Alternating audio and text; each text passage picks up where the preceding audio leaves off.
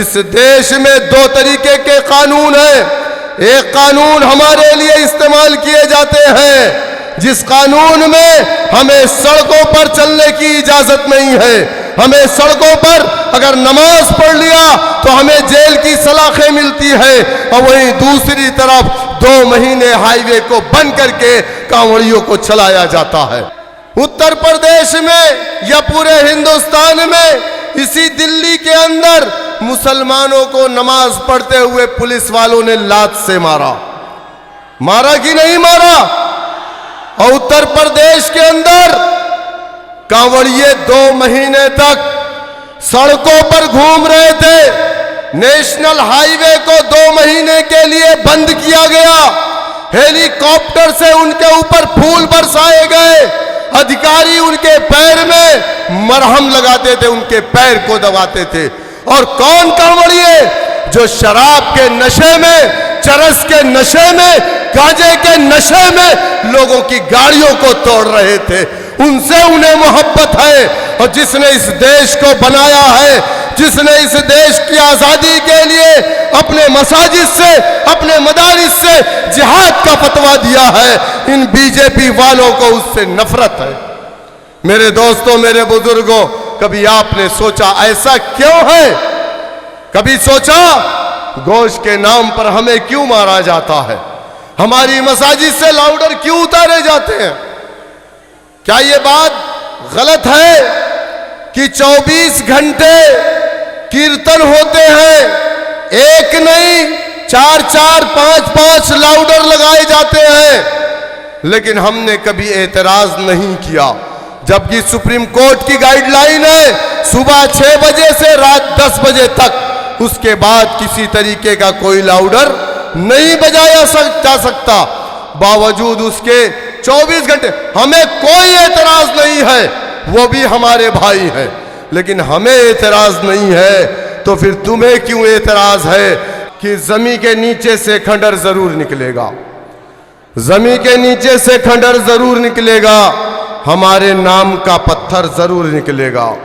जमीने हिंद की तह को कुरेद कर देखो, मेरे बुजुर्गों का भी सर जरूर निकलेगा। आज पूरे हिंदुस्तान में मुसलमानों को मुसलमान के नाम से टारगेट किया जा रहा है। दाढ़ी टोपी गोश्त के नाम पर मारा जा रहा है। क्या मेरी बात गलत है? अगर आप पढ़ाई में अव्वल नंबर आते हैं तो टेलीविजन पर चलाया जाता है एजुकेशन जिहाद। चलाते कि नहीं चलाते? हमारे यहाँ उत्तर प्रदेश में तो हमारे मुख्यमंत्री साहब, वहाँ की कैबिनेट ने मिलकर के जिहाद के नाम से एक कानून बना दिया, लव जिहाद। इनको मालूम नहीं है जिहाद का मतलब क्या होता है। जिहाद का मतलब उन अंग्रेजों को मालूम है जो हमसे आजादी की लड़ाई में लड़ रहे थे। जब जिहाद का नाम सुनते थे तो उनकी पैंट गीली हो जाती थी। आज टारगेट हमारा मदरसा है, हमारी मसाजिद है। 2 तरीके के कानून क्यों है? इसलिए है क्योंकि इस देश में आपने अपना कोई पॉलिटिकल प्लेटफॉर्म नहीं बनाया।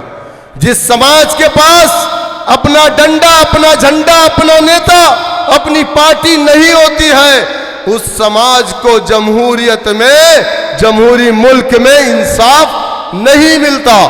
उत्तर प्रदेश में 4% राजभर है, 6 MLA है, उसकी पार्टी है, उसका डंडा, उसका झंडा, उसका नेता।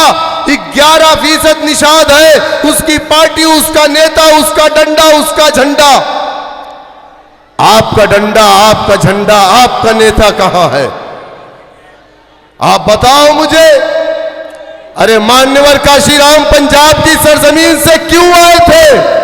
वो इसलिए आए थे कि उनके समाज के साथ नाइंसाफियां हो रही थी, अन्याय, अत्याचार, जुल्म, ज्यादती हो रही थी।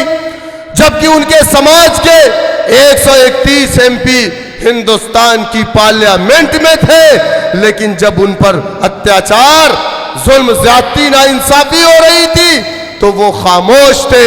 तब काशीराम उत्तर प्रदेश आए और एक एक गली में जाकर के क्या कहा, ऐ मेरे समाज के लोगों, अगर तुम ये समझ रहे हो कि हिंदुस्तान की पार्लियामेंट में बैठा SC ST का 131 MP तुम्हारा MP है, वो तुम्हारा MP नहीं है, वो कांग्रेस पार्टी का MP है। अगर तुम चाहते हो कि तुम्हारे साथ इंसाफ हो, तुम्हारे बच्चों को सरकारी नौकरी मिले, तुम्हारी माँ बहनों की इज्जतें ना लूटी जाए, तुम्हारे इलाकों में अच्छे स्कूल खुले, तुम्हारे इलाकों में अच्छी सड़कें बने, तो उसके लिए तुम्हें अपना डंडा, अपना झंडा, अपना नेता बनाना पड़ेगा। काशीराम पर लोगों ने इल्जाम लगाया कि ये काशी आया है, ये बीजेपी तब जनसंघ थी, कहा जनसंघ से पैसा पाया है, कांग्रेस को हराने आया। जिस तरीके से आज हमारे कायद पर इल्जाम लगाते हैं, कहते हैं बीजेपी की बी टीम है, हम बीजेपी की बी टीम नहीं है। जिस तरीके से काशीराम पर इल्जाम लगाने वाला कोई मुसलमान नहीं था, बल्कि उनके समाज का वो पुराना कांग्रेसी था, जिसको ये लगा कि काशीराम आएगा तो हमारी दलाली की जो दुकान है वो बंद हो जाएगी। हम पर इल्जाम लगाने वाला कोई हिंदू भाई नहीं है। हमारे दोस्त हिंदू भाई तो कहते हैं कि अगर हमारे पास इतना काबिल लीडर होता तो हम उसकी पूजा करते, लेकिन तेरा समाज कब समझेगा जो तेरे लीडर पर इल्जाम लगाता। हम पर इल्जाम लगाने वाले मुसलमान हैं, और वो मुसलमान जो आम आदमी पार्टी के चपरासी हैं, वो मुसलमान जो कांग्रेस पार्टी के दलाल हैं, वो मुसलमान जो बीजेपी के अंदर जाकर के अपने पेट को भरने के लिए हमें बुरा भला कहते हैं। मेरे दोस्तों, मेरे बुजुर्गों, किसी ने कहा कि किसी कौम को मारना है तो उसके हाथ से सिर्फ कलम छीन लो, वो कौम मर जाएगी।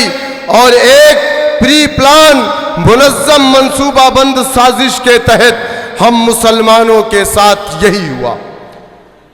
हिंदुस्तान की तारीख गवाह है इस बात की कि 75 सालों में हमने अपना डंडा झंडा, अपना नेता नहीं बनाया।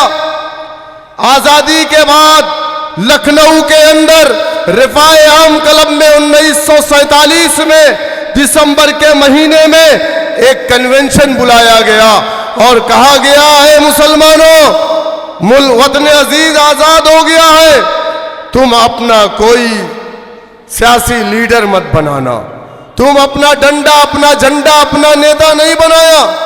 इस देश के अंदर दो सियासी पार्टियां हैं, एक कांग्रेस, एक मुस्लिम लीग, लेकिन ए मुसलमानों, मुस्लिम लीग तुम्हारी पार्टी नहीं है। हमने लब्बैक कहा, हमसे कहा गया कांग्रेस तुम्हारी पार्टी है, हमने लब्बैक कहा, कांग्रेस पार्टी को अपनी पार्टी माना, उसके डंडे झंडे को अपने कंधों पर रखा, जिंदाबाद के नारे लगाए, वोट दिया, नोट दिया, सपोर्ट किया। इस मुल्क के अंदर 1 साल, 2 साल, 3 साल नहीं, 60 साल तक इस मुल्क का इख्तिदार हमने कांग्रेस पार्टी को दिया। लेकिन क्या ये बात सच नहीं है? जब हमारा मुल्क आजाद हुआ, इस देश के अंदर मुसलमान सरकारी नौकरियों में 30% से ज्यादा था, लेकिन आज सरकारी नौकरियों में मुसलमान 1% नहीं है। बहुत सारे विभाग ऐसे हैं जिसमें आप 0 हैं, वहां पर आपको सरकारी नौकरी नहीं। कभी आपने सोचा